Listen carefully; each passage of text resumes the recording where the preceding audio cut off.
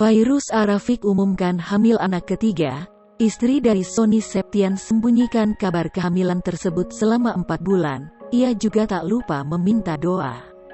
Kabar bahagia datang dari pasangan selebriti Sony Septian dan Fairuz Arafiq. Setelah sempat mengalami keguguran tahun lalu, Fairuz kembali mengumumkan kehamilannya. Rupanya Fairuz dan Sony telah cukup lama menyimpan kabar bahagia tersebut. Pasalnya saat mengumumkan kabar tersebut, kehamilan Fairuz sudah memasuki usia 4 bulan. Kabar bahagia tersebut dibagikan Fairuz lewat salah satu postingan terbaru di akun sosial media miliknya. Fairuz Arafiq mengaku bahagia atas kehamilannya ini.